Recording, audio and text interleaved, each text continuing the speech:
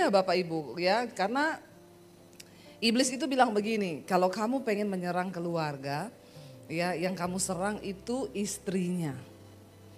Karena Alkitab berkata perempuan itu diciptakan sebagai seorang penolong di dalam rumah tangga. Kalau penolong itu kuat, maka pasti rumah tangga itu juga kuat. Kalau penolongnya bahagia, maka pasti rumah tangga itu juga bahagia. Tapi kalau penolong, yang namanya penolong itu harusnya lebih kuat daripada yang di. Jadi bapak-bapak diakui atau tidak ya, istri itu firman Tuhan katakan ya, tidak baik kalau laki-laki itu seorang diri saja, kata firman Tuhan ya. Aku akan menciptakan bagi dia seorang penolong. Jadi bapak-bapak diakui atau tidak, sebenarnya istrimu itu lebih kuat daripada engkau. Katakan, karena Alkitab berkata perempuan dicipta sebagai seorang Bapak-bapak akui dulu. Saya tidak akan melanjutkan sebelum bapak-bapak itu dengan tulus hati mengakui, bilang amin, yes. Ini bapak-bapak ini cuma melihat gini. Kayaknya nggak rela dan tidak terima ya. Itu Alkitab yang ngomong, bukan saya yang ngomong loh. Tuhan bilang tidak baik kalau laki-laki itu, manusia itu seorang diri saja ya. Makanya aku akan memberikan kepadanya seorang penolong. Yang namanya penolong di mana-mana pasti lebih kuat daripada yang di. Ya, orang datang minta tolong keuangan kepada seseorang, berarti ya salah nih, saya nih misalnya bermasalah dalam hal keuangan. Saya datangi Pak Beni, Pak saya mau minta tolong sama Bapak soal keuangan. Berarti saya sudah pastikan bahwa Pak Beni itu keuangannya lebih kuat, makanya saya minta tolong sama dia.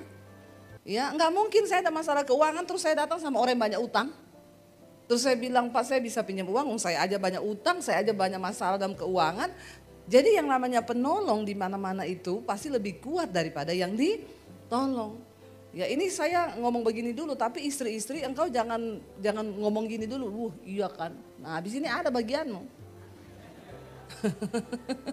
Ya, karena saya itu selalu adil saya ya. Jadi bukan hanya bapak-bapak yang keskak, semua keskak.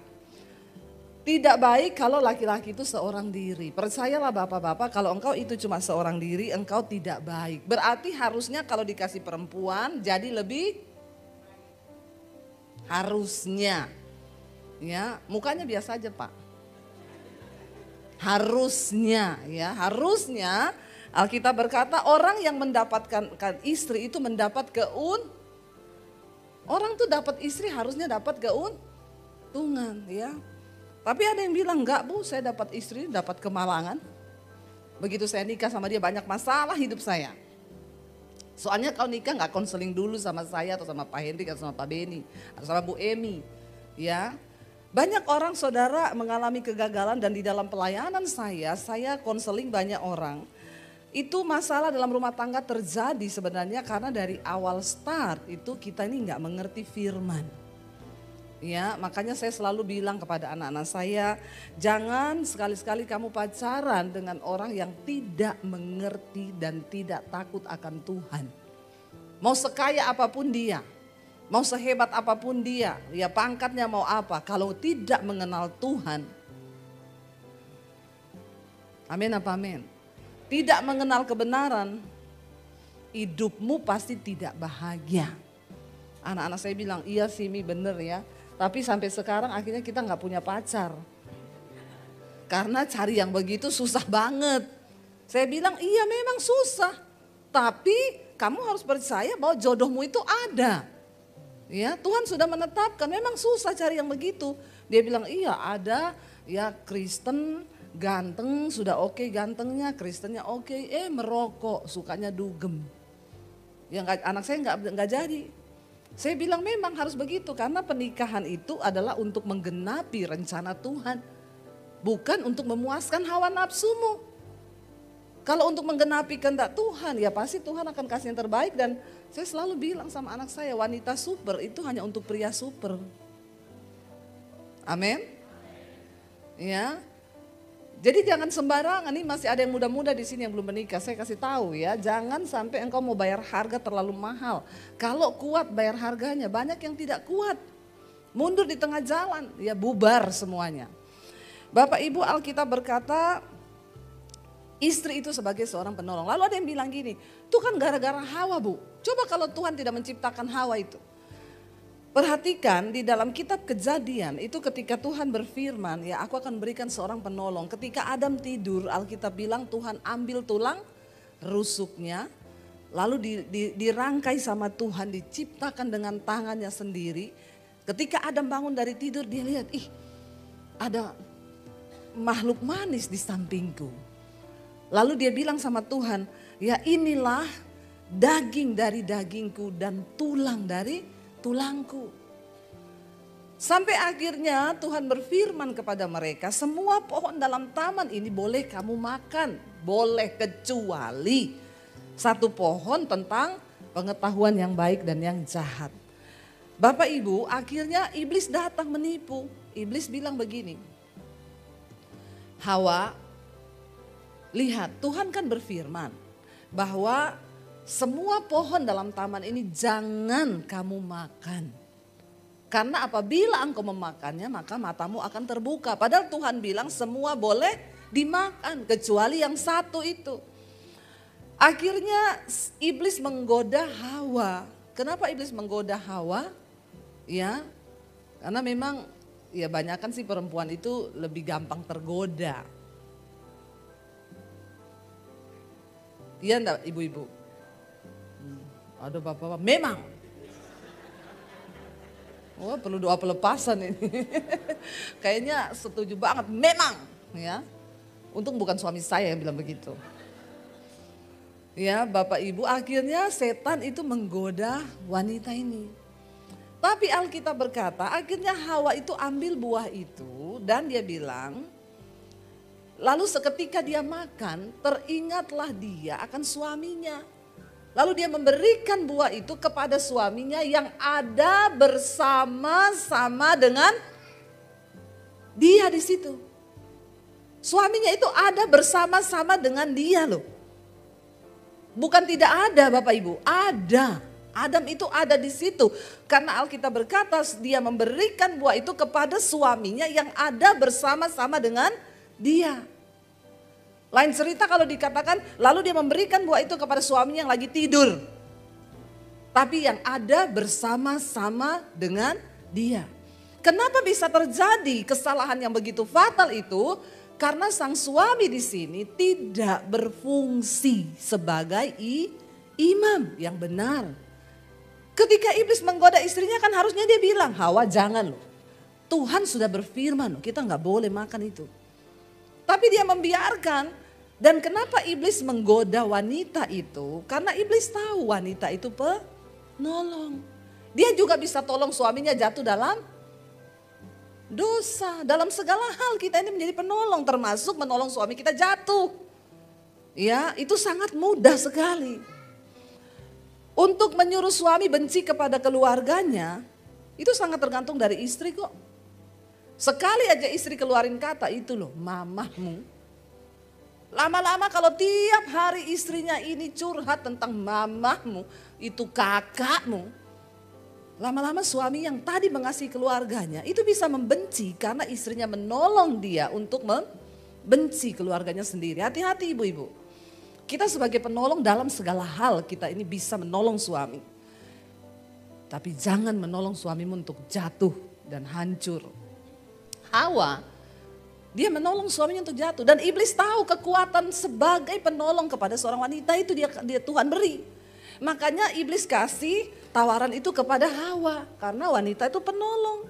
Waktu dia makan buah, teringat dia kepada suami. Penolong itu selalu ingat suami. Iya enggak ibu-ibu? Kayaknya nih wanita di sini bukan penolong semua ini. Kenapa tidak ada yang langsung amin? Malah melihat. Orang tuh kalau penolong langsung yes benar itu bu. Saya ini selalu ingat suami. Jangan-jangan sudah kepahitan semua ini sampai sudah ada ingat suami. Bisanya ya tidak ada langsung yes betul bu. Ya saya ini ya udah saya bersaksi saya aja. Saya ini saudara kalau pelayanan, dikasih roti nih ya. Saya buka di mobil, nih coklat kesukaannya anak saya. Pisang kesukaan suami saya. Ini keju anak yang nomor 3. Ujung-ujungnya saya nggak makan. Karena saya ingat keluarga, ingat rumah. Itu namanya penolong. Nih ya di rumah nasi tinggal pas-pasan. Semua pada lapar mau makan. Sebagai penolong, kita kasih dulu dong suami, anak. Suami saya tanya, kamu aku masih kenyang nanti aja. Padahal itu namanya wanita Kalau ibu-ibu di sini tidak nasi tinggal sedikit, makan duluan. Pasti nih, sudah lihat dari muka. Ya. Amin apa amin. Kalau seorang penolong itu begitu. Ya. Ini ada suami saya di sini, dia tahu saya itu selalu mengalah. Kamu enggak makan, masih kenyang nanti aja. Padahal saya masak nasi. Itu namanya penolong. Nah iblis tahu. Laki-laki itu bukan penolong. Laki-laki itu ya begitu. Dia kalau dikasih roti 5, dia makan semua 5. Dia nggak ingat anak, nggak ingat rumah, nggak ingat kecuali Pak Beni kali ya. Sama Pak Henry kali ya, ingat istri ya, ingat anak. Ya, kalau orang Jawa bilang itu kirmah, mikir rumah. Ya, apa-apa tuh ingat dibawa pulang, oh ada istri, ada anak. Laki-laki tidak, dia sudah makan semua tuh roti, sampai di rumah istrinya tanya, sudah makan saya? Belum. Itu bapak-bapak, tapi bukan bapak-bapak yang di sini, bapak-bapak yang di Jakarta. Bapak-bapak di Makassar semua, dede, tahu ading. Ya, saudara bisa bayangkan kalau Adam yang iblis goda, Adam makan semua itu buah satu pohon. Tidak dia kasih ke istrinya. Jadi iblis gagal. Yang jatuh cuma Adam. Hawa tidak. Tapi karena iblis menggodanya Hawa, bahkan suaminya ini juga diam saja. Tidak kasih tahu apa-apa. Karena mungkin Adam tahu, percuma juga nih perempuan satu kalau dikasih tahu. Ya, kata Adam, ini juga kalau dikasih tahu satu, mana ada dia mau dengar saya. Ya enggak bapak-bapak. Enggak ada yang berani bilang amin sudah. Perkara panjang di rumah. Ya. Jadi iblis itu tahu secara fungsi Tuhan sudah menyatakan bahwa perempuan dicipta sebagai seorang penolong. Yang dapat menolong suaminya untuk naik, tapi juga dapat menolong suaminya untuk jatuh. Bahkan ketika Hawa kasih buah itu, Adam gak ngomong sama sekali. Ih, kita kan gak boleh makan ini. Ya ampun, kenapa kamu makan? Sadar istriku. Kan harusnya begitu kan? Kayak di sinetron. Tapi tidak begitu. Adam ambil buah itu dengan seneng. Dia makan buah itu. Dia percaya sama istrinya. Lalu dia makan dan dua-duanya akhirnya jatuh ke dalam dosa. Kalau cuma Adam, iblis tahu pasti gagal ini. Adam makan semua satu pohon. Dia tidak sisakan buat istrinya. Bapak Ibu, jadi saya minta berhentilah suami-suami terus menyalahkan istri. Gara-gara perempuan. Ketika jatuh, Tuhan datang dan berkata, apa yang kamu lakukan hai manusia?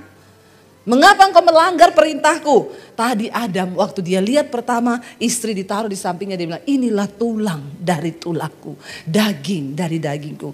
Waktu Tuhan berkata sudah jatuh, apa yang kamu lakukan? Adam langsung ngomong, perempuan yang engkau tempatkan di sampingku ini loh. Dia ini yang bikin aku jatuh. Sudah berubah kan tadi? Inilah daging dari dagingku. Ya, jangan bayangannya coto Makassar.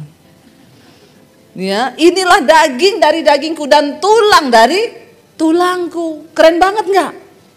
Ya, daging dari dagingku, tulang dari tulangku artinya apa? Kalau dagingnya disakiti berarti juga dia juga tersakiti. Itu artinya daging dari dagingku. Lah kalau dagingmu dicubit berarti kau juga sakit. Tapi ketika dosa masuk langsung berubah. Langsung dia bilang, perempuan yang engkau tempatkan. Kenapa Adam gak ngomong gini? Daging dari dagingku dan tulang dari tulangku ini loh Tuhan yang bikin aku berdosa. Langsung perkataannya berubah. Dia bilang, perempuan yang engkau tempatkan di sampingku, dialah yang menjadi penyebab kejatuhanku. Bapak Ibu, secara tidak disadari, dari awal penciptaan keluarga itu sudah hancur. Adam sudah menyalahkan istrinya. Itu kutuk yang dia katakan, perempuan ini loh. Kehancuran itu sudah terjadi sejak saat itu. Dan kenapa keluarga itu yang menjadi bidik pertama setan? Karena setan tahu waktu keluarga itu hancur, semua generasi ke bawah itu akan hancur. Waktu hubungan suami istri rusak, maka semua generasi ke bawah itu akan rusak. Saya banyak melayani anak-anak yang akhirnya jatuh jadi narkoba, free sex, homo, lesbi, Bapak Ibu. Rata-rata itu terjadi karena kehancuran itu diawali dari hubungan suami istri yang rusak. Saya sama suami memantau.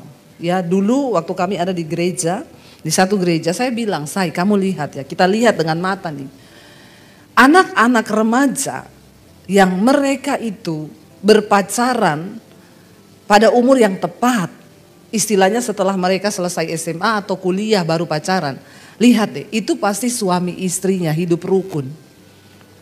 Tapi yang suami istrinya itu hidupnya kacau, anak-anaknya masih SMP. Itu sudah gonta-ganti pacar terus. Kenapa itu bisa terjadi? Karena mereka tidak menemukan kebahagiaan itu di dalam rumah tangga. Di dalam keluarga mereka. Sehingga anak-anak merasa kurang perhatian, kurang kasih sayang. Dan akhirnya mereka mencari pelampiasan itu di luar. Kenapa penting bagi kita sebuah keluarga yang diberkati dan disertai Tuhan? Bapak Ibu, satu bangsa itu bisa hancur diawali dari kehancuran keluarga demi keluarga demi keluarga demi keluarga. Karena begitu satu keluarga suami istri hancur, nih kutuk itu turun. Pertama kepada anaknya, lalu kepada cucunya, itu terus berapa generasi. Dan kalau itu tidak diputuskan, itu sangat berbahaya. Saya melihat Bapak Ibu ya, ada satu keluarga. Ini yang saya lihat dengan mata kepala saya pernah tinggal bertetangga dengan mereka. Itu ada satu keluarga, seorang ibu dia punya anak perempuan 6. Ya, setiap hari ibu ini karena hubungan dengan suaminya tidak baik, suaminya selingkuh terus. Ibu ini di rumah kan marah. Jadi saudara, pelampiasan dari seorang istri ketika marah kepada suaminya, itu pasti kepada anak. Apalagi istri yang tidak berdaya untuk membela diri. Marah kepada anak. Dosa itu membawa kehancuran. Ketika seorang suami hidup di dalam dosa, pasti dia tidak ada damai sejahtera. Dan tidak damai sejahtera itu dia bawa dalam kehidupan rumah tangganya. Dia marah, dia pulang. Kebanyakan orang itu kalau ada dosa itu ya pasti marah-marah, pasti tidak tenang, tidak ada damai sejahtera. Itu sudah satu paket Bapak Ibu ya, sudah satu paket. Ya, dan kebanyakan ya akhirnya istrinya jadi korban ya, marah istri dimarahin suami. Ya, dia nggak bisa balas kepada suami, dia balas kepada anak. Saya melihat keluarga ini, itu ibunya kalau marah sama anak-anaknya, mulutnya Bapak Ibu. Ya, dia katain anaknya, dasar pelacur kamu, dasar gini-gini. Bapak Ibu itu 6 anaknya perempuan. Yang pertama itu hamil dengan beberapa wanita, dengan beberapa pria dan tidak punya suami. Dia melahirkan banyak anak, ya beberapa cacat karena mau digugurkan, tapi nggak gugur. Dan akhirnya anak-anak itu dipelihara oleh ibunya yang mengutuki anaknya ini. Lalu anak yang kedua dibunuh oleh suaminya sendiri, diracun. Anak perempuan yang kedua. Lalu yang ketiga juga seperti itu nasibnya. Saya melihat sebuah keluarga ini hancur. Ya, gara-gara akhirnya ibunya mengutuki mereka, tapi karena bapaknya juga ini tidak hidup benar. Dan Bapak Ibu tahu apa yang terjadi dengan keluarga ini? Kalau dalam generasi itu mereka tidak bertobat, kutuk itu terulang terus. Terulang terus. Ya, dan saya melihat dia punya cucu-cucu. Ada satu orang yang dia menikah tuh hamil duluan. Dia hamil duluan. Dia punya anak saudara. Dia punya anak 4. 4-empatnya itu hamil duluan semua baru nikah. Dia punya cucu dari keempat anak. Semuanya hamil duluan. Itu saya melihat dengan mata kepala sendiri orang-orang yang saya kenal. Dan itu kutuk benar-benar terjadi. Tuhan memberkati rumah tangga dengan sebuah tujuan utama adalah Tuhan mau dalam rumah tangga itu kita mengalami berkat-berkat Tuhan.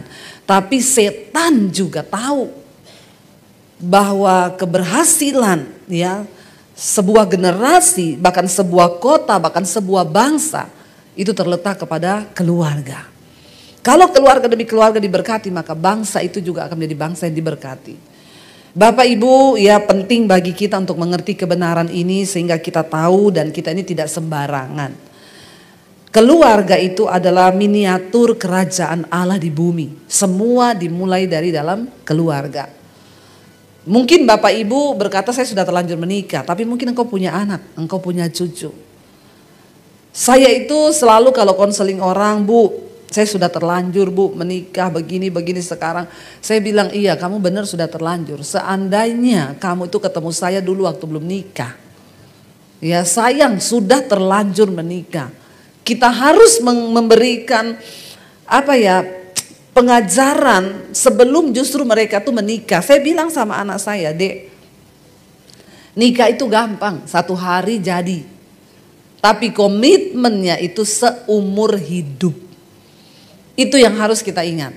Ya, makanya generasi sekarang itu, aduh ya saudara, kalau bikin foto pretwet, ya itu heboh ya di jurang, satu di tebing, satu di atas, diterpa ombak, di foto, pegangan, ya pretwet. Begitu sudah menikah, afterwet. Ya, nggak begini lagi, satu di bawah satu tebing, kalau perlu dijorokin jatuh lu. Perempuan yang kau tempatkan ini loh di sampingku. Makanya saya selalu kalau foto berdua sama suami saya tuh saya tulis afterwet. Untung dulu kita nggak ada foto pretwet. Pertama memang karena nggak punya uang. Kedua karena memang kayaknya nggak penting ya pretwet itu. Yang terpenting itu setelah afterwetnya itu, setelah menikah. Ya, karena di awal itu semua bisa dibangun dengan kemunafikan. Ya, berapa banyak orang menikah dulu Bu, waktu kami ketemu dia tuh nggak gitu loh. Suamiku tuh dulu lembut, pret. Ya, dulu istriku tuh nggak gitu loh Bu. Ya, dulu dia pertama ketemu perhatian, pret. Itulah pret wet. Orang kalau pertama ketemu itu semua kemunafikan. Nggak usah itu, saya sama suami waktu pacaran. Kita kan ketemu di Solo. Saya pelayanan di Solo, lalu ketemu suami saya. Jauh loh ya, dulu saya pertama bertobat saya bilang Tuhan saya nggak mau menikah. Ya, tapi saya berdoa, saya dengar suara Tuhan berkata, kamu terlalu cantik untuk tidak menikah. Masalah buat lo. Nggak usah tepuk tangan. Nggak usah tepuk tangan ya. Bilang amin saja. Tapi tolong yang rela. Lalu saya bilang, oke Tuhan, kalau saya punya jodoh, kira-kira jodoh saya itu di mana? Saya lebih baik tidak menikah daripada saya salah menikah. Karena saya dulu konseling orang ya. Sebelum saya menikah, saya dulu pelayanannya di JO Studio, masih ingat dulu ya. Telepon itu di samping tempat tidur saya. Berderinya di atas jam 10 malam. Ya, kalau orang itu telepon, aduh di atas jam 10 malam ibu-ibu yang telepon itu pasti ya istrinya Bang Toyib. Bu, suami saya nggak pulang-pulang. Bu, saya dipukuli. Ya. Jadi saya itu sempat takut. Duh, Tuhan saya nggak mau menikah Tuhan. Duh, lihat orang-orang tuh konseling pernikahan. Aduh, menakutkan. Mending saya nggak nikah. Tapi akhirnya Tuhan bilang enggak, kamu harus menikah. Dan pernikahan itu untuk menggenapi rencanaku. Jadi saya berdoa, oke Tuhan kalau untuk menggenapi rencanamu aku mau. Pertemukan aku dengan jodoh yang daripada Tuhan. Lalu saya berdoa, saya pelayanan di Solo. Saya ketemu suami saya di gereja. Ya, saya nggak tahu saudara pertama kali itu ketemu dia, saya nggak tahu. Tapi menurut dia, ketika dia melihat saya, Tuhan tuh ngomong, ini jodohmu. Bagaimana kalau kita suruh dia bersaksi? Sini saya. Ya, Dia ini suka malu kalau tampil ke depan Bapak Ibu ya, tapi ya enggak boleh ya, harus berani ya, harus ya cerita saya bagaimana dulu. Cerita saya. Ini kakinya saya injak loh, saya. Shalom saudara. Ya, saya mau ceritakan pertama kali saya bertemu dengan dia. Awalnya saya melayani dari kecil sampai ketemu dia juga melayani. Waktu itu saya melayani di satu gereja, saya berdoa sama Tuhan, Tuhan saya minta jodoh dari Tuhan. Saya nggak mau salah, saya nggak mau pernikahan saya salah, jadi saya harus selektif dalam memilih pasangan. Tapi sebelum saya ketemu dengan dia, saya juga berpacaran dengan hamba Tuhan juga. Tapi dalam pacaran itu tiba-tiba kita berdoa bersama, tiba-tiba ada satu hal yang kita ngomong serius. Dia bicara dengan saya, dia bilang gini, saya bukan jodohmu. Kita berdoa, kita bukan jodoh. Jadi kita pisah baik-baik dan nggak tahu. Pokoknya Tuhan bilang kita harus putus. Kemudian saya bilang kenapa harus putus? Saya waktu itu bingung. Terus dia kasih satu kata-kata buat saya gini, saya berdoa buat kamu Daniel, kamu akan dapat seseorang wanita yang jauh dari kota ini. Dan dia datang dan dia lebih mengasihi kamu daripada aku mengasihi kamu, dan dia dituntun Tuhan, nggak tahu dari mana dia akan datang di kota ini. Dan dia lebih cantik kan? Terus saya aminin, ya udah amin, terus kita pisah. Waktu itu jadi saya nggak mau berpacaran, saya hanya melayani Tuhan aja. Tiba-tiba sambil saya renungin kata-kata itu, dia datang dari mana saya nggak tahu. Saya tetap pelayanan. Tiba-tiba muncullah seorang Dewi Basir dari Makassar waktu itu. Dia kan sempat di Makassar, dikirim ke Solo. Saya bilang gini, apa ini ya Tuhan? Tapi waktu itu dikirim ada 2 orang, dia sama temennya. Sama-sama dari jauh, dan kemudian saya berdoa apakah ini jodoh dari Tuhan yang datang tempat ini. Saya lihat waktu itu 2 orang itu yang menurut saya itu Dewi Basir yang jadi jodoh saya waktu itu. Terus saya nggak mau salah, saya berdoa, saya minta peneguhan dari Tuhan dan semuanya dijawab dan akhirnya kita menikah. Ini sampai lanjut atau cuma di situ? Sampai lanjut. Ya. Nah, saudara ketahui bahwa di sini ada satu hal yang luar biasa dalam pernikahan kami. Tadi diawali dari saya untuk memilih jodoh itu berdoa. Berpuasa dan Tuhan tunjukkan. Tapi dalam perjalanan kehidupan saya melayani Tuhan dan menikah tidak seperti yang apa saya bayangkan. Waktu kita menikah masih anak 1 ya. Anak 1. Saudara percaya? Ya, saudara percaya bahwa istri saya waktu saya ketemu saya, dia sudah pendeta. Dia sudah hamba Tuhan dan saya juga melayani Tuhan. Saudara, waktu saya menikah ada satu impian dalam keluarga saya itu bahwa saya punya impian saya melayani Tuhan, dapat istri hamba Tuhan, pasti kehidupan surga. Amin. Pasti kalau berantem, haleluya. Yang saya impikan itu bahwa surga itu ada dalam keluarga saya. Dan tapi apa yang terjadi saudara, waktu kita mulai anak 1, yang tadinya kita pacaran cuma 2 bulan, terus 1 tahunnya kita jarak jauh, saya yakin percaya kalau disatukan Tuhan itu pasti kan terbaik. Ini kita buka di sini, jadi 5 tahun pernikahan kita ternyata tidak seperti itu. Ternyata ada satu hal yang Tuhan ajarkan kepada saya waktu itu, setiap kita salah paham, istri saya ini marahnya bukan tingkat biasa saudara. Marahnya itu tingkat yang tinggi, tingkat Makassar. Bukan karena enggak. Setiap selisih paham dia marah, dan maaf, setiap dia marah dia pukul-pukulkan kepala di tembok. Pukul kepala di tembok dan habis itu dia pasti pergi.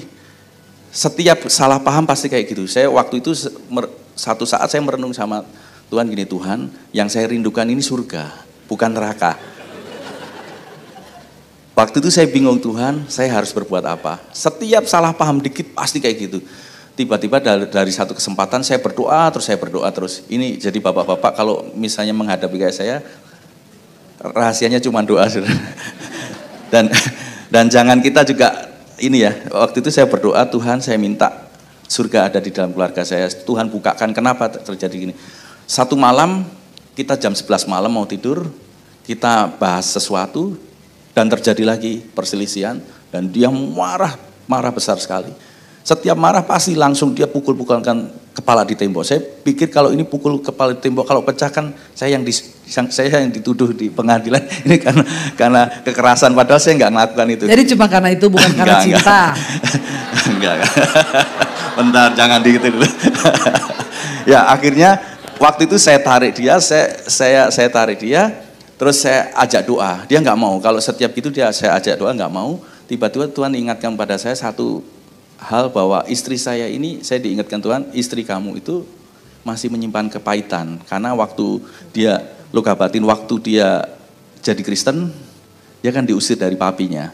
Dan dari masa mudanya itu kan kalau dia salah, papinya selalu mukulin dia. Jadi Tuhan ingatkan tentang apa luka batinnya dalam hidupnya, terus saya pegang tangannya, saya tanya. Saya nggak mikir yang lain, cuman gini, tiba-tiba Tuhan suruh saya anggap saya papinya. Non, kalau aku ini papimu, kamu bisa nggak bilang mengasihi papimu? Oh, dia tambah berontak, sudah tambah berontak. Oh, dari sini saya langsung tahu ini titik permasalahannya. Ini luka batin sama papinya yang belum disembuhkan. Padahal dia sudah melayani Tuhan, dia sudah berkhotbah, dia sudah pokoknya levelnya udah pendeta lah. Tapi ternyata masih ada luka batin, dan saya melayani dia sampai hampir 3 jam, saudara. Untuk dia bisa ngomong, aku mengasihi papi. Itu 3 jam dia nangis teriak-teriak sampai manifestasi, saya doa terus. Akhirnya dari situ sekitar jam 2 malam, 2:30, 3 malam saya layani, akhirnya dia bisa mengucapkan aku mengasihi papi. Jadi saya anggap saya papinya dia. Kemudian pemulihan terjadi, dan saya yakin percaya waktu itu luka batin juga disembuhkan. Kita berdoa sampai akhirnya pagi, dan setelah saat itu saudara, sampai sekarang dia nggak pernah marah yang kayak gitu. Dan itulah saudara, makanya gini, dalam satu rahasia dalam keluarga kita harus tahu mengetahui bahwa pasangan kita ini apakah masih menyimpan luka batin, karena itu akan mempengaruhi dalam kehidupan keluarga kita.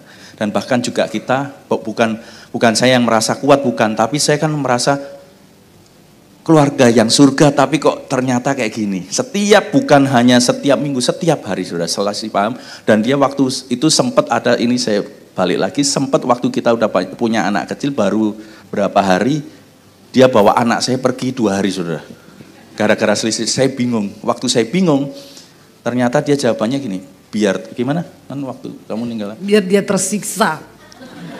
Jadi karena dia luka batin, jadi dia mau istilahnya mau balas ke saya, luka batinnya ke papinya, dia mau balas ke seorang laki-laki yang pernah menyakiti hatinya, termasuk papinya, dan dia pengen melampiaskan untuk saya merasakan sakit hati itu juga. Tapi ini perlu diketahui saudara. Jadi kalau hubungan keluarga tidak beres dalam luka batin, itu akan mempengaruhi keluarga. Itu aja, puji Tuhan. Ya, terima kasih. Saya suruh bersaksi bagaimana dia mendapatkan saya, malah dia cerita tentang jeleknya saya. Tapi puji Tuhan Bapak Ibu, makanya saya tuh bersyukur. Untung saya tuh dapat suami orang Solo. Kalau dapat orang Makassar, so cerai itu orang Pak. Pasti, Pak Beni ya. Oh, so kasih keluar samurai. Memang Tuhan itu tahu lah ya. Jadi jodoh itu yaitu saya ketemu suami saya yang orang Solo. Ya, jadi saya menikah ternyata saya masih membawa ya luka batin dari masa lalu, dan itu parah Bapak Ibu. Ya, sampai saya tuh kalau pukul anak, saya tuh pengen balas dendam. Anak saya udah kesakitan, saya bilang, kamu tahu nggak dulu, opa kalau pukul mami nggak ada apa-apanya sama yang apa mami lakukan sama kamu ini. Jadi saya tuh sakit jiwa. Ada pelampiasan yang saya pengen balas itu kepada anak-anak saya Bapak Ibu. Tapi kan itu gila. Nanti kalau anak-anak saya udah tidur, saya tuh bangun lihat mereka, saya nangis sendiri. Apa yang saya buat ya? Tapi sudah terlanjur. Ternyata itu sangat mempengaruhi ke karakter kita, dan akhirnya ya saya bersyukur. Kalau suami saya waktu itu dia sempat beberapa kali ngomong, kayaknya kamu itu ada luka batin deh, kepahitan. Oh, saya marah. Kamu jangan ngomong itu ya, saya ini pendeta. Saya ini mendoakan pelepasan orang-orang yang kepahitan, yang luka batin. Lah kok kamu ngomong saya luka batin? Kenapa Bapak Ibu? Karena setiap kali ada persoalan ya kita berdua tuh saya selalu terucap, memang enggak ada orang di dunia ini yang sayang sama saya. Enggak, jangankan kamu suamiku, papiku aja. Selalu itu Terbawa terus masalah itu, terungkit lagi, terbawa lagi. Sampai saya harus menyiksa diri saya sendiri, saya pukulin, saya tampar sendiri pipi saya di depan dia, saya berantem, kadang saya pukulin kepala saya ke tembok. Itu kan sakit jiwa kan. Tapi saudara lihat ya, luka batin, kepahitan yang tidak tersembuhkan, itu sangat berbahaya loh. Dan memang kita butuh Tuhan untuk melawat. Kita butuh terbuka dan berkata, iya aku ini sakit jiwa. Banyak orang sakit jiwa tapi nggak mau mengaku. Saya bisa lihat wajah-wajahnya dari sini.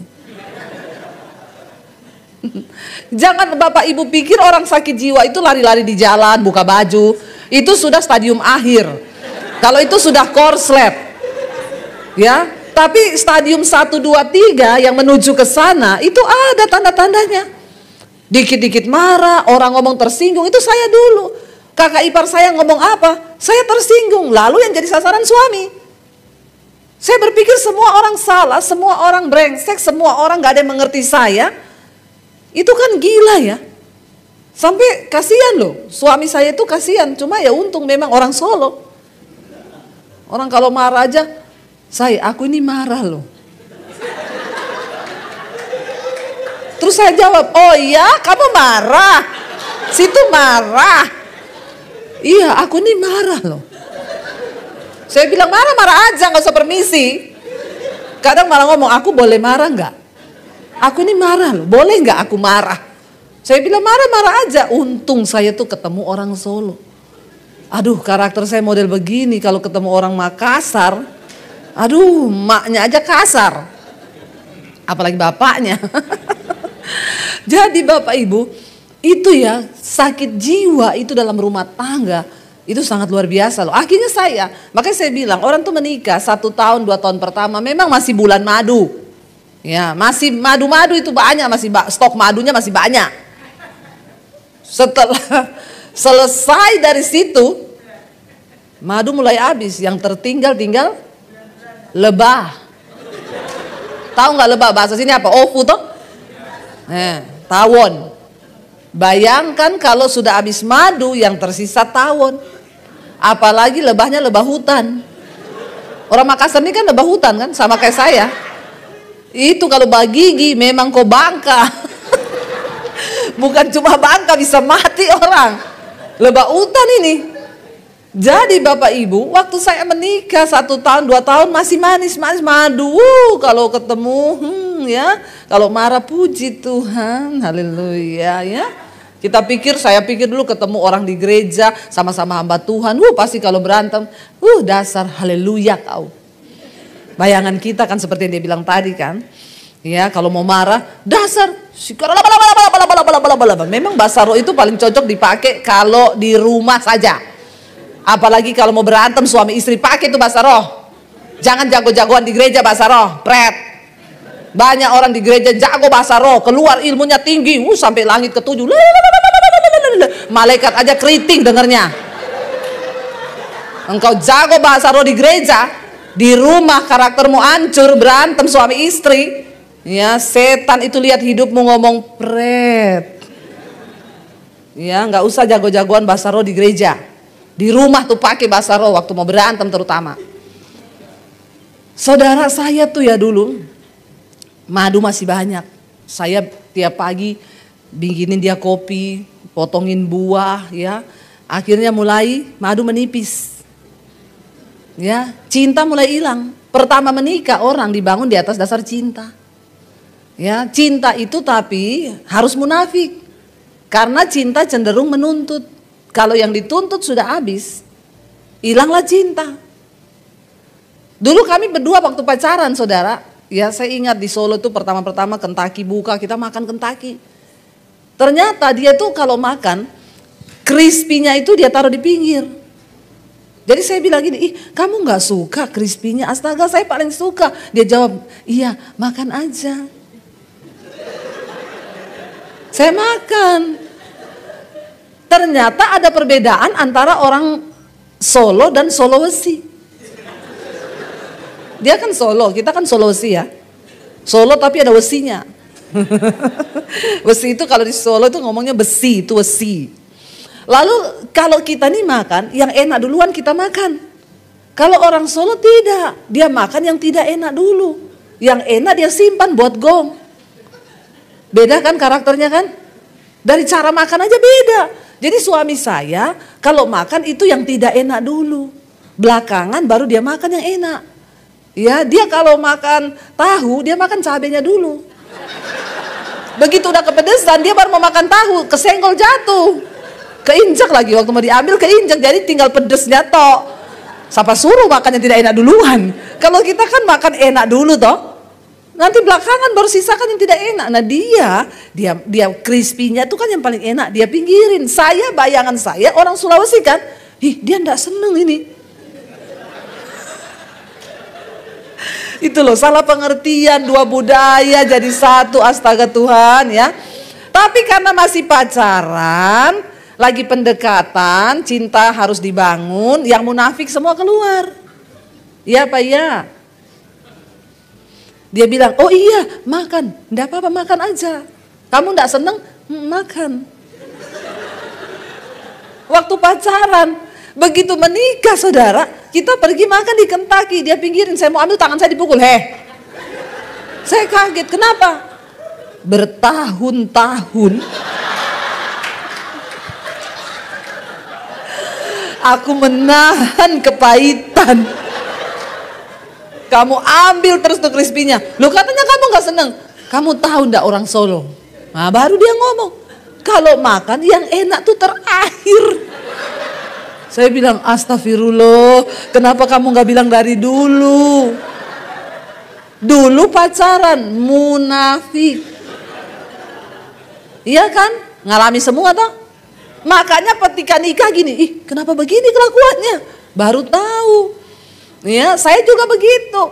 Ya, pertama menikah saya bikinin kopi, bikinin ini. Lama-lama anak mulai lahir, capek kan, enggak ada pembantu lagi. Dia teriak, "Say kopi, bikin sendiri, punya tangan dua, kaki dua sama toh?" Dia kaget saudara. Kenapa ini? Madu so habis, tinggal lebah. Amin ibu-ibu. Apalagi kalau gajinya juga menipis. Jujur saja, memang ini uang bukan segalanya. Tapi segalanya butuh uang. Uang tidak dibawa mati, tapi tidak ada uang bawaannya. Nah, ngomong sendiri, jawab sendiri. Betul sih ibu, ya. Uang tidak dibawa mati, tapi tidak ada uang bawaannya mati. Akhirnya bapak ibu saya bilang, bikin sendiri sana di dapur ada. Tangan dua, kaki dua sama toh. Nggak ngerti apa istri capek. Kamu tuh suami, karunianya bos. Mintanya dilayani. Kaget dia lihat, lebah hutan.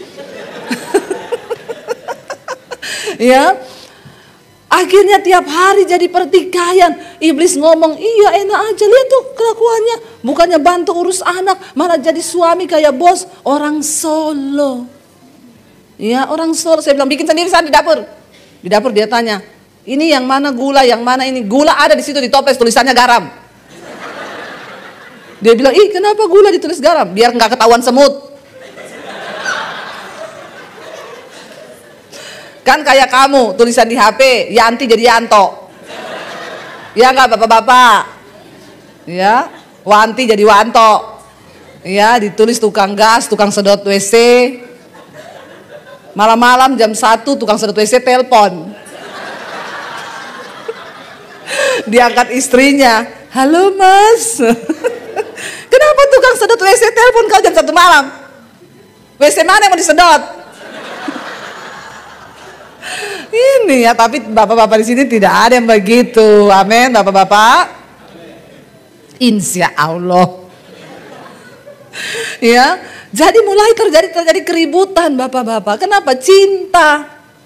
Sudah mulai habis, yang dituntut ternyata kok begini ya, kok lu nggak ngerti ya, saya ini kan capek, udah ngurus bayi, ngurus ini, kenapa kamu lagi masih minta dilayani? Marah bapak ibu.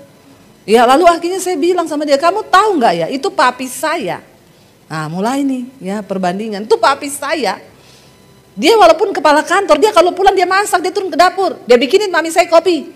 Kamu selama kita menikah pernah nggak kamu bikin saya kopi? Boro-boro, yang ada tuh kamu cuma perintah. Emangnya kamu bos atau? Dia jawab, emak saya itu memang istri idaman. Dia layani papaku itu kayak rojo. Papaku cuma duduk di meja makan teriak, nasi, maknya datang, inggih bawa nasi. Kopi, inggih bawa kopi. Kerupuk, inggih bawa kerupuk. Nggak pernah makku itu bantah bapakku. Jadi ternyata Bapak Ibu, cara kita dididik, budaya kita waktu kecil itu mempengaruhi pernikahan kita. Kita sudah melihat gambaran orang tua kita dulu. Nah, suami saya melihat gambaran bapaknya itu kayak raja. Di Solo itu suami itu kayak raja dilayani. Nah, kalau kita orang Sulawesi, bapak-bapaknya kadang turun di dapur juga bisa masak ikan, bisa bikin kopi. Itu dua latar belakang yang sangat berbeda. Jadi saya jengkel dia ngomong gitu. Ya udah kalau gitu gimana nih solusinya? Kita kawinkan makmu sama papiku. Supaya rumah tangganya jadi rumah tangga yang ideal begitu. Tiap hari kita ribut karena saling menuntut. Harusnya tuh kamu itu begini, dia bilang. Harusnya kamu yang begini. Bapak Ibu kalau itu tiap hari begitu, kira-kira mau dibawa kemana itu rumah tangga? Saya akhirnya merasa ini sudah tidak benar loh kita ini. Dalam hati saya bilang, ini sudah tidak benar loh. Saya kehilangan damai sejahtera, saya kehilangan sukacita.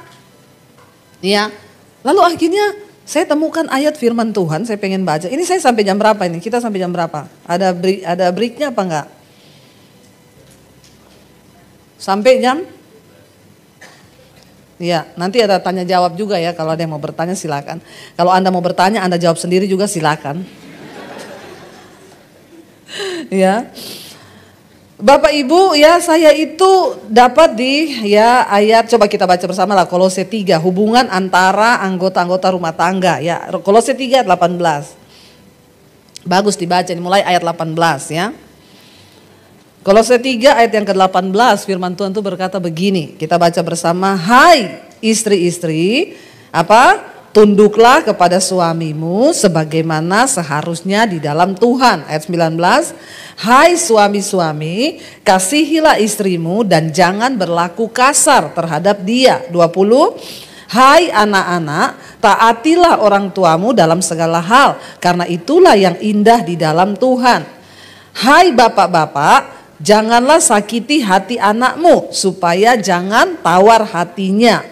Ayat 22, hai hamba-hamba, taatilah Tuhanmu yang di dunia ini dalam segala hal, jangan hanya di hadapan mereka saja untuk menyenangkan mereka, melainkan dengan tulus hati karena takut akan Tuhan. Ayat 23 baca bersama, apapun juga yang kamu perbuat, perbuatlah dengan segenap hatimu seperti untuk Tuhan dan bukan untuk manusia. Ini ayat saya dapat waktu suami saya teriak-teriak, kopi.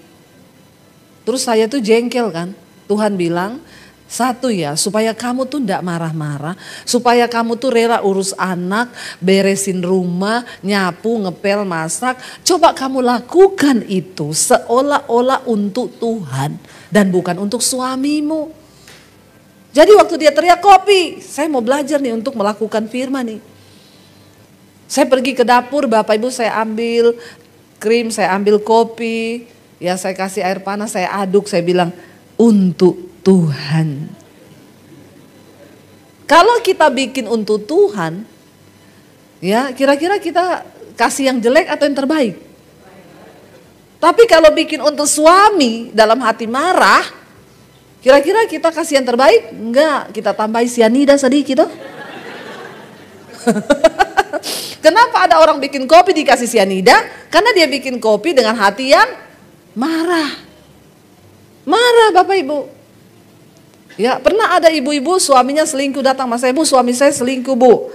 Ya saya pernah mau bikinin dia, saya mau kasih racun tikus di jusnya. Saya bilang ibu kalau suami mau mati bu di penjara. Iya saya ingat tiba-tiba aduh saya nggak mau di penjara. Jadi saya nggak kasih dia racun tikus bu. Tapi tiap pagi saya kasih insulin di jusnya. Padahal suami saya nggak ada sakit gula. Tiba-tiba dia pingsan bu. Pagi-pagi dibawa ke rumah sakit, dokter bilang ini kok bapak ini kandungan insulinnya dalam darah tinggi ya, padahal kan dia nggak ada sakit gula ya. Saya takut bu waktu itu bu, tapi untung dokter obati dan saya tidak dicurigai. Lalu saya di situ berhenti bu. Jangan ditiru loh, ini adegan berbahaya. Hanya dilakukan oleh para ahli. Kalau belum ahli jangan ditiru, adegan berbahaya. Terus saya bilang gini bu, Kalau suami begitu, jangan ibu kasih racun, jangan ibu kasih insulin. Doakan, oh iya bu, sekarang saya doakan dia. Tiap hari saya bilang, Tuhan cabut nyawanya. Habis nggak tuh? Makanya bapak-bapak hati-hati ya. Hati-hati. Lalu bapak ibu akhirnya tapi akhirnya puji Tuhan lah dia doakan. Nah saya dapat ayat ini, lakukan segala sesuatu untuk Tuhan dan bukan untuk manusia. Ya udah saya bikinin dia kopi. Saya kasih krim, kopi, saya antar. Dalam hati saya taruh di meja, untuk Tuhan. Dia bilang makasih ya sayang, dalam hatiku, untuk Tuhan. Ya, memang saudara, hanya firman Tuhan yang bisa bikin jiwa kita ini normal.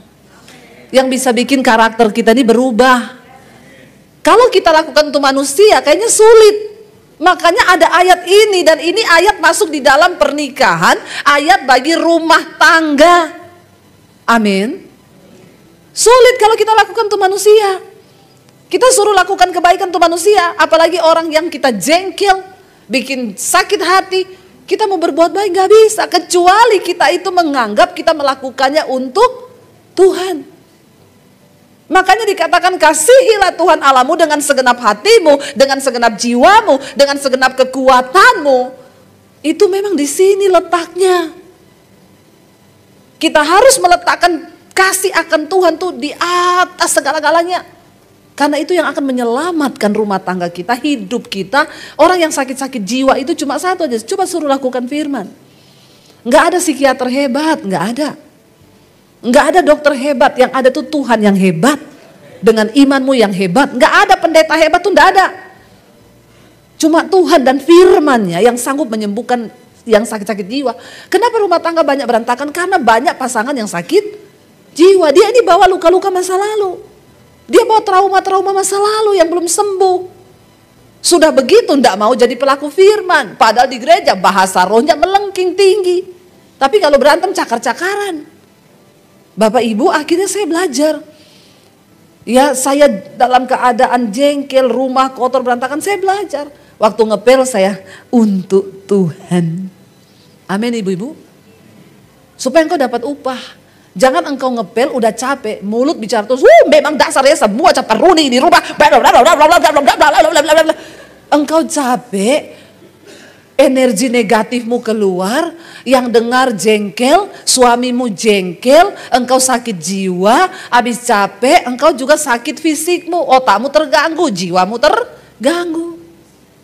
Ya, karena ngomel, cerewet. Makanya Alkitab bilang lebih baik tinggal serumah dengan beruang betina yang kehilangan anak daripada diam dengan perempuan yang cerewet dan suka bertengkar. Jangan heran kalau suamimu akhirnya pergi ke kebun binatang, dia cari itu beruang betina yang kehilangan anak. Dia mau tinggal sama itu daripada yang perempuan yang cerewet ini. Ya ibu-ibu ingat, engkau itu penolong. Kayaknya juga bapak-bapak malas banget ya kalau pulang ke rumah, ya bersih rumah, tapi ya apa ya suami lagi minum kopi, cepat itu kopi gas cuci sendiri. Aduh kayaknya gimana gitu ya. Akhirnya kita ini jadi stres sendiri, kehilangan, ya udah ada saatnya biarkan kotor, habis itu baru diberesin. Ada loh orang-orang yang terlalu perfeksionis sampai dia kehilangan damai sejahtera cuma gara-gara jatuh satu saja sampah, ya terus akhirnya dia kehilangan damai sejahtera, merusak semuanya Bapak Ibu ya. Belajar aja gitu ya. Ya udah kotor habis itu nanti baru dibersihin. Ya dan saya tuh belajar ya, apalagi karakter saya ini mau dirubah. Aduh susah banget ya. Sampai suami saya tadi bilang kan, Tuhan aku ini nikah dengan pendeta. Tujuannya rumah tanggaku tuh sorga. Tapi kenapa neraka yang ada? Memang gak gampang. Ya tapi ketika kita ini mau berubah. Ya ini loh ayat ini tadi berkata, coba kalau nanti Bapak Ibu pulang ke rumah baca lagi nih ayat. Ini masuk dalam hubungan antara anggota rumah tangga. Alkitab itu memang benar-benar wow, dahsyat, ajaib. Kenapa ayat ini dimasukin di dalam hubungan rumah tangga? Lakukanlah segala sesuatu, apapun juga yang kamu perbuat, perbuatlah dengan segenap hatimu seperti untuk Tuhan dan bukan untuk manusia. Karena Tuhan tahu mengasihi suamimu yang bikin engkau jengkel, ya susah nggak? Ya itu makanya ada ibu-ibu bikin jus mau dikasih racun tikus. Karena dia bikin untuk suami yang bikin jengkel, yang bikin marah, yang bikin rasanya ya. Ada juga bapak-bapak begitu. Ya kenapa ada bapak-bapak yang bakar istrinya? Ngeri loh, padahal dulu mereka memulai rumah tangga itu dengan sesuatu yang luar biasa. Mereka mengikrarkan janji nikah di hadapan Tuhan. Ya, aku akan mengasihimu dalam keadaan baik ataupun tidak, miskin, kaya ataupun miskin, sehat ataupun sakit. Ketika sudah berjalan rumah tangga yang ada kebencian, kepahitan, amarah, dendam. Kenapa? Karena ada hati-hati yang terluka. Ketumpuk satu masalah, ketumpuk apalagi ketika suami udah bikin salah, pernah berselingkuh, itu istri sulit ya. Ada yang sudah tergores. Tapi mau atau tidak, engkau sudah memutuskan untuk menerima pasanganmu itu dengan segala kelebihan dan kekurangannya. Ya, satu kali ada orang mau menikah, saudara. Ya, lalu suaminya itu datang ke pendeta, Pak. Nanti janji nikahnya tolong dirubah sedikit ya. Maksudnya dalam keadaan, jangan bilang kamu mau menerima dia dalam keadaan kaya ataupun miskin, sakit ataupun ya sehat. Jangan ngomong begitu ya Pak, saya tuh jujur gak bisa Pak, kalau nanti istri saya sakit-sakitan, aduh saya jujur gak bisa ya. Pak pendeta bilang, tapi ini kan janji nikah. Sudahlah Pak, dikasih 5 juta Pak pendetanya kasih amplop. Oke siap. Begitu sudah dijanji nikah saudara, begitu sampai suaminya. Pak pendetanya bilang, Bapak harus mengucapkan janji nikah. Apakah Bapak bersedia menerima istri? Dalam keadaan sehat saya bersedia. Dalam keadaan dia sakit. Kenapa nih Pak pendeta ngomong begitu ya? Sudah dibayar 5 juta. Bersedia karena di depan banyak orang. Iya Pak. Kalau dia sekarat, dia lumpuh, dia ini kamu juga mau tetap bersedia? Iya Pak. Begitu selesai Pak pendeta, kenapa begitu? Istrimu kasih saya 10 juta. Lebih banyak sana, lebih banyak. Jadi siapa yang lebih banyak ini? Ya tapi ya jangan tanya itu pendetanya siapa. Ini hanya cerita ya. Tapi mungkin ada juga memang begitu ya. Jangan merubah janji nikah. Kenapa Tuhan itu ngomong begitu? Ya, karena Tuhan tuh sudah tahu dalam pernikahan ini. Makanya saya bilang jangan membangun rumah tangga di atas dasar cinta. Ya, cinta itu di tahap pertama aja, dari mata turun ke hati. Ketika cinta sudah hilang, maka rumah tangga harus dibangun di atas dasar kasih. Kasih itu cenderung memberi tanpa berharap kembali. Ya, aku mau melayani engkau melayani aku atau tidak, engkau mau perhatikan aku atau tidak itu terserah, pokoknya aku mau mengasihi engkau. Ya, dan wanita itu kita ini memang ya penolong, makanya kalau suami pulang dia udah gini-gini, sakit sini tak keroin, mau tak pijetin, itu biasa. Ya, tapi laki-laki itu biar kita udah gini, dia tidak mengerti. Ya, memang begitu Bapak Ibu ya. Tapi tidak usah menuntut lagi karena kita memang sudah tahu kita ini menikah. Ayat ini luar biasa loh. Wow loh, ditaruh di dalam satu perikop yang judulnya di atas adalah hubungan antara anggota-anggota dalam rumah tangga. Pertama dikatakan, hai istri, tunduklah kepada Tuhan. Ya, tunduklah kepada suamimu sebagaimana seharusnya di dalam Tuhan. Tunduklah kepada suamimu sebagaimana seharusnya di dalam Tuhan. Karena ada yang tanya, Bu, suami saya, yaitu dia suruh saya begini-begini melakukan yang tidak sesuai firman Tuhan. Ada loh di Jakarta Bapak Ibu istri yang dijual suaminya. Dia pernah konseling sama saya. Jadi suaminya ini karena istrinya cantik, ya dia ya teman-temannya sendiri itu diajak ke hotel, istrinya dibookingin kamar. Dia antar istrinya, dia suruh masuk, dia tunggu di lobi. Tapi teman-temannya udah tahu itu. Nah ketika istrinya ini bertobat menyadari itu, ini tidak benar. Nah dia tanya saya, Bu, ya saya bilang kepada suami, saya nggak mau, suami saya bilang kamu tuh harus tunduk loh. Karena Alkitab bilang istri tunduk sama suami. Tapi saya bilang jangan lupa di belakangnya dikatakan di dalam Tuhan. Ya kita tunduk selama itu masih di dalam Tuhan. Nah kalau disuruh melakukan dosa, jangan mau. Itu sudah tidak di dalam Tuhan. Tunduklah kepada suamimu sebagaimana seharusnya di dalam Tuhan. Ya lalu dikatakan di sana, hai suami-suami, ya berat juga loh. Satu kali bapak-bapak telepon saya, Bu pendeta, itu ayat yang tentang istri tunduk pada suami itu di ayat berapa ya Bu? Saya tanya, kenapa Pak? Tolong kirimin Bu, saya mau kasih sama istri saya. Istri saya itu tidak tunduk sama saya Bu. Oh gitu ya Pak, sebentar. Saya cari dulu ya, saya kirim ayat 19 untuk suami ini. Saya kirim sama dia, tulisannya, hai suami-suami kasihilah istrimu dan janganlah berlaku kasar terhadap dia. Dia balas begini, ibu, yang saya minta tentang tunduk sama suami ibu, bukan tentang suami-suami. Bapak baca dulu itu baik-baik. Kalau Bapak sudah melakukan itu, baru Bapak boleh kasih itu ayat tentang tunduk. Nanti saya kasih, Bapak merenungkan dulu itu. Ini ibu pendeta juga tidak bela sama suami. Nah, Bapak Ibu, dia bilang, ada juga ayat begitu ya. Ada, Alkitab itu lengkap dan komplit. Bukan cuma untuk istri, tapi untuk suami juga ada. Malah di ayat yang lain, hai suamimu, kasihilah istrimu agar doamu tidak terhalang. Bapak-bapak, engkau mau doa berharap sama Tuhan minta apapun. Kalau engkau tidak mengasihi istri, doamu itu Nah kalau sudah terhalang mau apa? Cuma sampai di plafon situ balik lagi. Ini ayat berat buat suami. Kasihilah istrimu dan jangan berlaku kasar terhadap dia. Kenapa saya bilang, Pak? Bapak tahu kenapa istrimu gak tunduk sama Bapak? Saya yakin Bapak pasti kasar sama istri. Langsung diam dia. Iya enggak? Di mana ada istri yang tidak tunduk, di situ pastikan ada suami yang tidak mengasihi istri. Demikian sebaliknya. Kenapa ada suami yang tidak mengasihi istri? Karena di situ pasti ada istri yang tidak tunduk. Ini sudah satu paket. Tapi ketika kita berusaha untuk mengasihi suami, mengasihi istri, tunduk, Bapak Ibu, kembalikan fungsi dan alkitabiah ini ke dalam rumah tangga kita. Kenapa ada anak-anak yang tidak tunduk kepada orang tua? Ayat berkata ini, dan hai anak-anak, tunduklah kepada orang tuamu dengan segenap hati dalam segala hal, karena itulah yang dikehendaki Tuhan. Kenapa ada anak-anak yang tidak tunduk? Karena pasti di situ ada orang tua yang tidak saling mengasihi, yang tidak saling menghormati antara suami istri. Waktu engkau berdua tidak saling mengasihi dan menghormati, anak-anakmu itu pasti gak bisa tunduk. Ini rahasia firman Tuhan. Dan ini tidak bisa diganggu gugat. Kalau engkau suami istri hidup rukun bersama, maka anak-anakmu melihat itu transfer. Orang bertanya, Bu, enak banget ya anak-anak ibu kok mau denger-dengeran? Iya. Ya, mereka melihat kehidupan kami, saya bersyukur. Ya, kami itu sudah dibereskan sama Tuhan waktu anak-anak masih kecil. Coba kalau sampai mereka besar, mereka melihat pertengkaran kami setiap hari, mereka melihat pertikaian kami mungkin, saling maki, saling marah, menyiksa diri begitu, mereka juga rusak karakternya. Jiwanya sakit sehingga mereka berusaha memberontak kepada orang tua. Ini firman Tuhan ya dan amin Bapak Ibu. Kalau engkau mau lihat anak-anakmu tunduk, tapi orang tua itu kan suka gitu.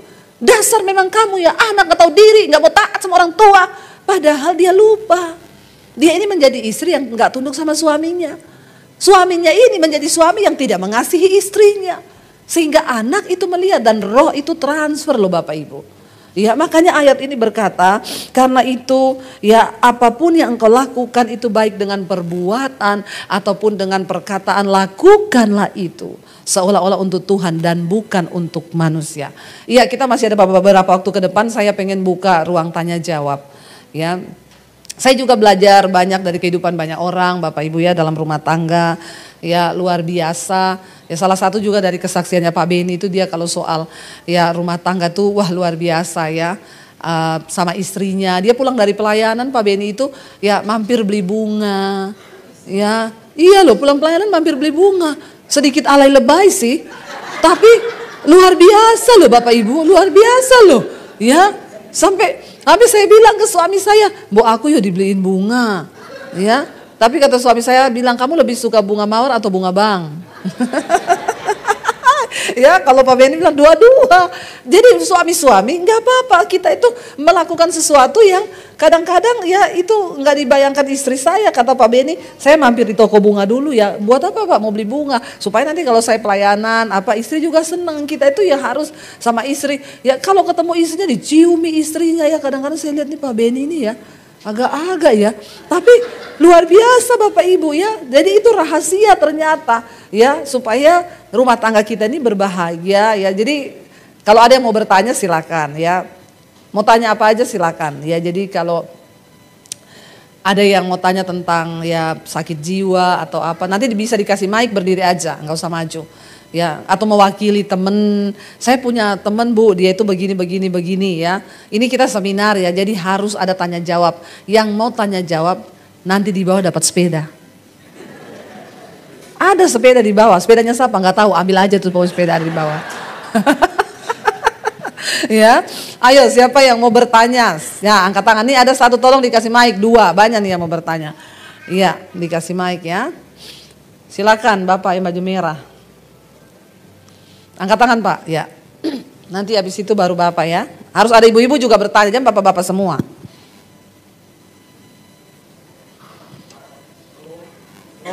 Selamat pagi. Pagi. Bapak Ibu yang terkasih dalam Tuhan. Terima kasih banyak. Tidak kebetulan saya hadir, karena juga harus mengisi pengetahuan untuk menerima dari orang lain. Kita tidak egois, tapi kita terus karena pendidikan itu seumur hidup. Apalagi sebagai hamba Tuhan, kita tidak stagnan dan berhenti sampai di situ merasa cukup. Itu menjadi alasan saya. Setelah saya mendengar Ibu Debbie Basir menyampaikan, saya berpendapat bahwa salah satu bagian hilangnya damai sejahtera itu karena integritas. Integritas yang tidak dimunculkan oleh hamba Tuhan, yang hanya berkhotbah bahwa apa yang dipersatukan oleh Allah tidak dapat diceraikan oleh manusia. Ini khotbah yang terlalu umum. Sementara yang dibutuhkan adalah bagaimana pasangan itu membangun integritas. Integritas artinya satunya kata dan perbuatan. Apalagi sebagai hamba Tuhan, anak Tuhan, maka tentu mereka tidak hanya urusan berdua, tapi ada lingkungan, ada kantor, ada masyarakat. Dan gereja harus berperan untuk menjadi contoh. Nah, ini menjadi sangat penting. Jadi saya berpendapat salah satu bagian terletak pada pemimpin gereja. Hanya digeneralisir saja ayat itu bahwa apa yang dipersatukan Allah tidak diceraikan. Padahal ini yang menjadi penting tadi ayat yang terakhir itu, bahwa di situ ada tersimpan integritas yang ini harus buat dibangun. Saya kan, ya maaf ya Pak, saya sambil duduknya. Soalnya Bapak dari tadi duduk loh, saya berdiri. Iya, terus Pak gimana? Ya, padahal ini yang harus penekanan integritas itu sebagai istri yang sudah memasuki rumah tangga baru dan suami. Integritas yang seperti yang Ibu tadi sudah sampaikan itu merupakan jawaban yang sangat tepat dalam membangun rumah tangga Kristen. Terima kasih, Bu. Jadi pertanyaannya ini Bapak berarti pernyataan bukan pertanyaannya. Terima kasih ya Pak, ya puji Tuhan kalau hari ini Bapak menyatakan bahwa Bapak merasa diberkati ya karena menjadi jawaban. Selama ini orang hanya khotbah ya tidak boleh bercerai begini-begini tapi tidak ada contoh ya. Kalau saya lebih cenderung ya saya ini manusia biasa Pak. Jadi saya juga hamba Tuhan tapi kita hamba Tuhan manusia biasa. Nggak usah ditutupin. Ya justru pengalaman-pengalaman kita itu kalau kita sharekan bisa menjadi berkat. Ya karena orang kadang berpikir pendeta pasti kudus. Kalau bakal live pasti haleluya puji Tuhan kau ya tadi ya kayak tadi. Tapi ternyata hamba Tuhan pun mengalami banyak hal yang rasanya aduh sulit ya. Tapi ketika kita mau menjadi pelaku firman ya itu yang menjadi luar biasa Bapak Ibu. Sehingga kita punya kesaksian. Ya makanya saya kalau melayani orang lain ya mudah karena saya pernah mengalami itu juga Bu. Ya Ibu harus menundukkan diri dan Ibu harus belajar tunduk kepada firman Tuhan ya. Terima kasih Pak. Ya silakan Bapak satu tadi mana ya yang mau bertanya di sini yang pakai sweater kuning lagi ke toilet ya. Ya kalau ada yang lain ibu-ibu mungkin ya sana di belakang tolong dikasih mic-nya. Angkat tangan Pak supaya mic-nya datang ke situ. Ya. Salam. Terima kasih Ibu, sangat memberkati. Satu hal yang saya mau tanya, karena kan di dalam firman Tuhan katakan orang yang menikah itu menyusahkan diri. Itu sudah nggak bisa dipungkiri karena harus melayani dan membahagiakan pasangannya. Yang saya mau tanya, bahwa kita tahu bahwa orang tua dulu tidak seperti kita zaman seperti kita ini dijodohkan jadi begitu. Kamu kenal ini itu sepupu begitu ya. Jalan ceritanya. Sementara sekarang perlu perhitungan. Segalanya dihitung, dinilai komunika mau kalau ada statementnya Ibu. Jangan komunika, kalau komunika mau pergi ke neraka, menghancurkan diri itu. Jadi itu juga membuat orang takut menikah Bu. Sementara populasi kekristenan akan berkurang kalau nggak menikah. Seperti di Singapura. Saya mau tanya bagaimana solusi-solusi dan apa yang harus dilakukan. step by step bagaimana untuk menikah. Karena dengan pernyataan-pernyataan yang menakutkan ini banyak sekarang pemuda-pemuda Kristen takut menikah. Jadi diperhitungkan otomatis populasi kekristenan akan berkurang di negara ini, di kota. Jadi apa bagian-bagian yang harus kita lakukan, anak muda lakukan? Bagaimana solusi setelah menikah? Itu harusnya saya perlu suatu contoh-contoh yang baik untuk pemuda-pemuda kita. Terima kasih Bu, Tuhan berkati. Shalom. Iya, Bapak Ibu, jadi memang sebenarnya inilah tugas gereja. Ini tugas gereja yang sangat serius ya. Kenapa? Karena saya melihat banyak kesalahan tuh diawali dari para pemuda yang tidak mengerti kebenaran. Saya aja kemarin ketemu dengan satu orang Pak, dia itu bercerita kepada saya tanya, Ibu anaknya berapa? Anak saya 3 Bu, terus 3 ya, iya tadinya tuh saya cuma pengen punya anak 1, apalagi di kota ya Pak. Di kota itu orang mau punya anak, dia harus hitung biaya sekolahnya berapa, ya apalagi sekarang tuh kan biaya sekolah mahal ya Bu, gini. Jadi saya waktu menikah, saya cuma pengen punya anak 1, dia bilang, saya tuh cerita ke suami saya kita dulu waktu menikah nggak pernah mikir ya anak sekolah itu biayanya berapa. Ininya berapa, tapi anak-anak sekarang itu perhitungannya itu lebih rinci. Ya, nanti gimana masa depan anak saya. Jadi inilah tugas gereja. Kita harus membawa anak-anak muda ini ketemu Tuhan. Mereka memiliki prinsip-prinsip yang benar tentang firman Tuhan. Ya, karena memang ya Bapak bilang tadi orang menikah itu menyusahkan diri. Ya, memang waktu kita menikah makanya di konseling pranikah di gereja itu penting. Tapi saya melihat ini sekarang kan hanya rutinitas belaka. Orang yang ngajar di konseling itu juga nggak sungguh-sungguh. Bahkan ada satu orang di Jakarta dulu, Bu Debi, saya mau tanya ya, Ibu menerima konseling pranikah nggak? Kenapa? Karena kamu ada gereja kan ada, tapi saya nggak mau di gereja saya. Kenapa? Kelamaan Bu, 6 bulan. Masa konseling pranikah 6 bulan? Saya bilang, oh jadi kamu mau ikut konseling pranikah sama saya? Iya, berapa lama Bu? 2 tahun. Dia bilang, lama amat sama Ibu Debi. Saya mending konselingi kamu 2 tahun. Daripada nanti kamu sudah menikah 10 tahun kamu konseling terus sama saya. Nggak mau saya. Orang itu semua pengen cepet-cepet kawin. Pengen cepet-cepet nikah. Tapi nggak ngerti prinsip-prinsip kebenaran firman Tuhan. Sehingga ketika mereka masuk dalam pernikahan, mereka labil, apalagi tidak takut Tuhan. Orang tua sekarang pun menghalalkan segala cara, bayar aja lah gereja mana yang mau lah. Gak usah lah pakai konseling pranikah gitu, ribet. Ini yang membuat kekristenan itu terus nilainya itu bergeser, menurun sehingga banyak terjadi tingkat perceraian. Bahkan di kalangan gereja hamba Tuhan, ya salah pilih jodoh. Ya saya konseling 2 orang mau bercerai. Bapak Ibu saya mau tanya dulu ketemunya di mana? Di nightclub Bu, di tempat dugem. Ya iya, ketemunya di tempat dugem lagi mabok pakai ekstasi kawin. Bayangkan kalau berantem dua-dua nginek pakai ekstasi. Mabok dua-dua nggak jadi berantem, besok bangun sadar berantem lagi. Buntut-buntutnya mau berakhir kepada perceraian. Anaknya sudah hidup free sex, bawa perempuan masuk kamar. Saya ketemu anaknya, kamu kan belum menikah, kenapa kamu bawa pacar kamu masuk? Biarin aja Bu, orang mama papa saya lagi mabuk tuh pakai narkoba di kamar. Coba saudara bayangkan, ini kehidupan kekristenan. Yang itu saya lihat sendiri dengan mata kepala saya. Orang tua juga tidak bertobat. Ada 2 orang manggil saya, Bu, anak-anak saya kuliah di Amerika, mereka lagi pulang ke Indonesia. Terus Ibu bisa nggak kasih pendalaman Alkitab sama anak-anak saya? Ya udah saya datang, ini orang kaya banget saudara. Saya datanglah ke rumah mereka. Saya ngomongin tentang firman Tuhan.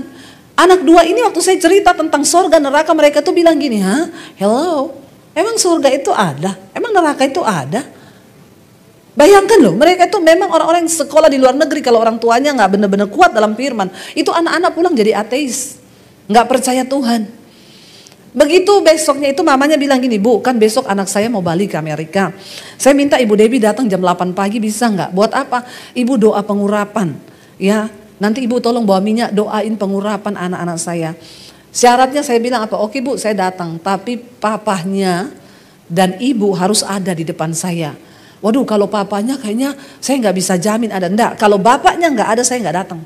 Saya penting bapak itu harus ada. Ya, oke. Ya udah nanti saya bilang, Ibu kabarin kalau papanya bisa ya. Akhirnya saya dikabarin sore, oke Bu papanya bisa, dia sempetin.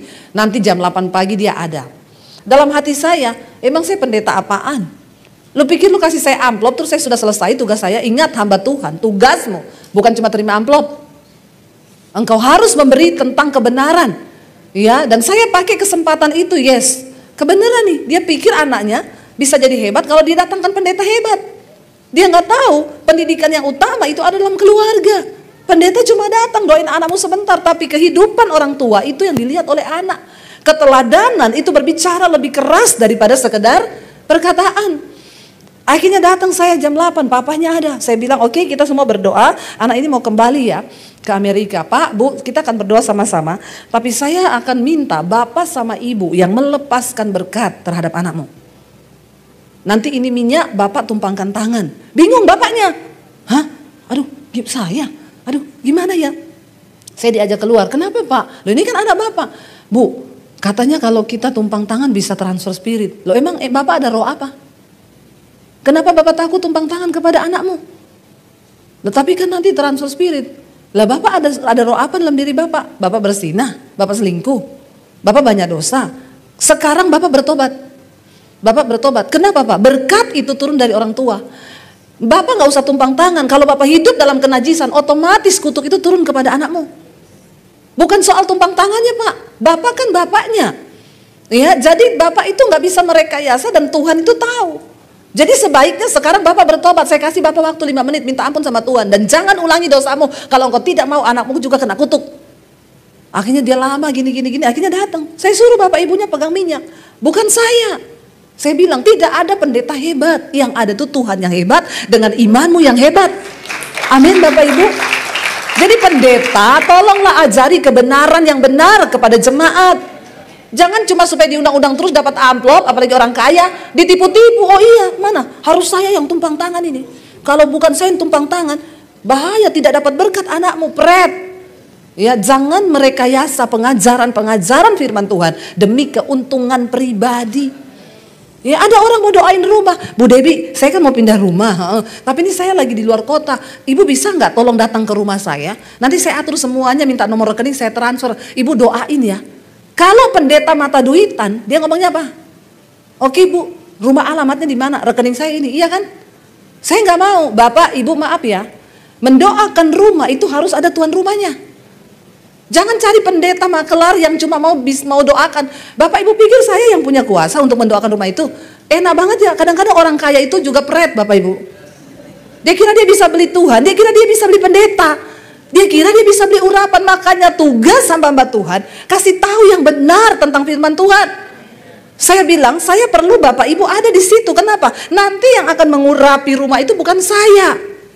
Saya hanya berdoa menyampaikan firman, nanti Bapak Ibu yang urapi rumahnya. Oh bukan Ibu, bukan. Kuasa yang sama Tuhan berikan bagi kita. Kenapa Bapak Ibu yang harus doakan dan urapi? Karena Bapak Ibu yang tinggal di situ.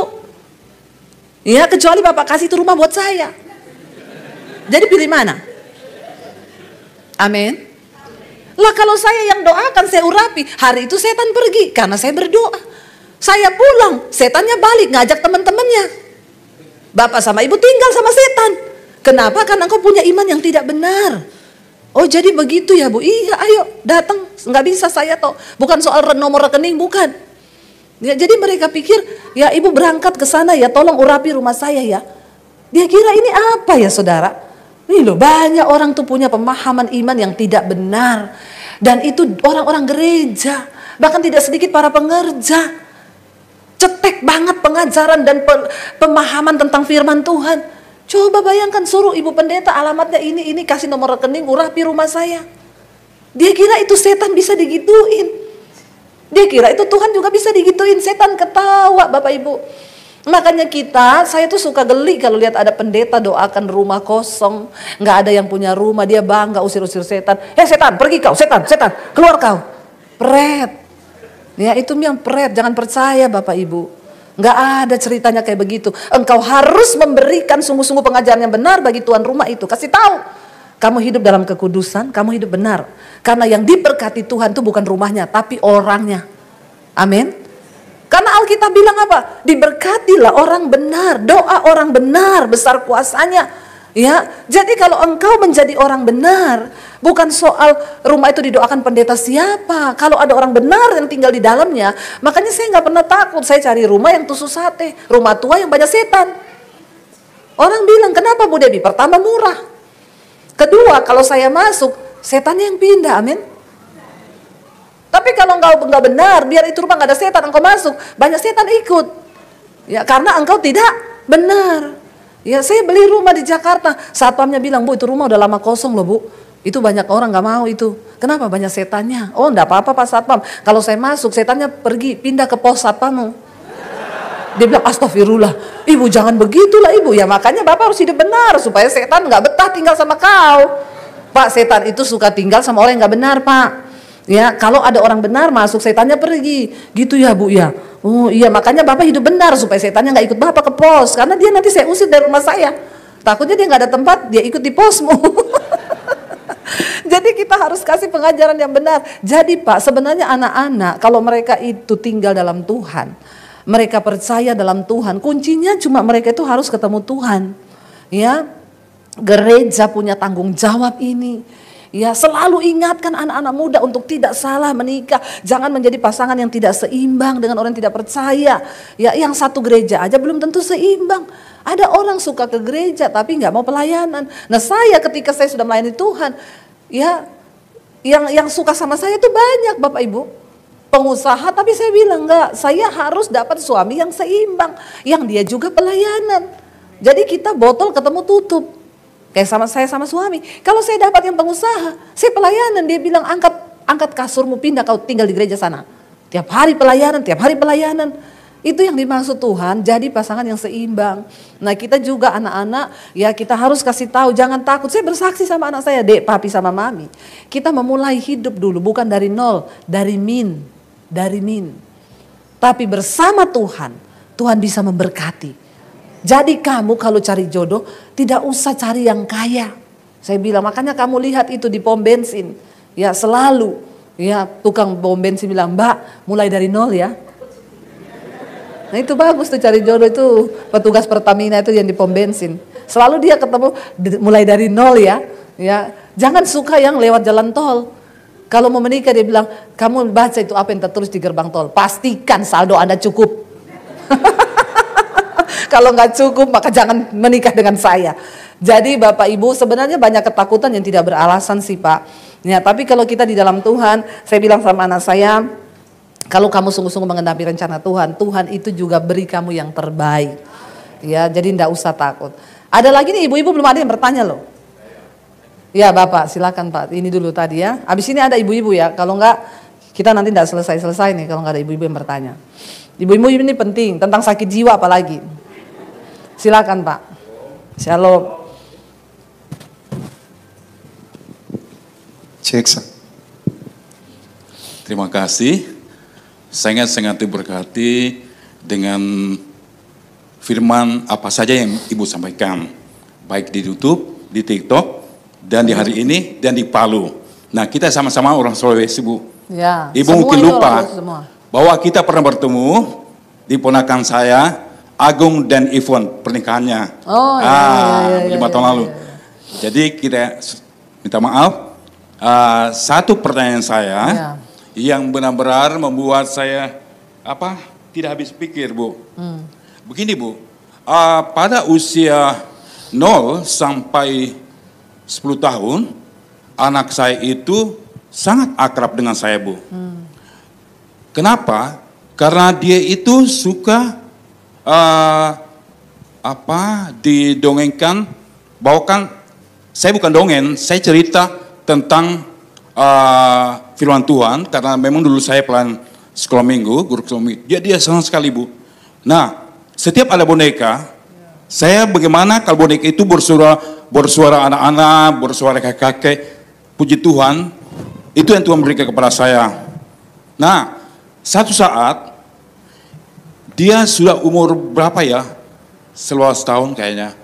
Istri saya bilang begini, Papi, kamu nggak bisa terlalu manjakan anak dengan panggung boneka. Nanti, lihat aja nanti, dia tidak akan lepas dari kamu hanya main boneka aja. Ternyata benar-benar, Bu. Nah, saya duduk aja Bu, karena kaki saya sakit. Ya. Nah, ternyata betul Bu. Begitu saya, karena dia manja-manja dengan saya, akhirnya saya bilang tidak nak. Weh, dari situ Bu, dia langsung benci dengan saya. Benci sama sekali, tidak mau. Mungkin saya salah juga Bu, dengan cara kasar begitu. Nah, ketika dia berumur, sekarang dia sudah mau 17 tahun. Ketika dia berumur 13, di satu mall, tiba-tiba karena dia menganggap saya sebagai sahabat yang cukup bercanda Bu. Lama-lama, tanpa sadar atau tanpa sengaja, dia tusuk mata saya Bu. Itu benar-benar untung tidak di tengah-tengah, di bola mata Bu, hanya di pinggirnya. Dari situ Bu, saya benar-benar marah besar Bu. Marah dan saya benar-benar hampir pukul dia Bu.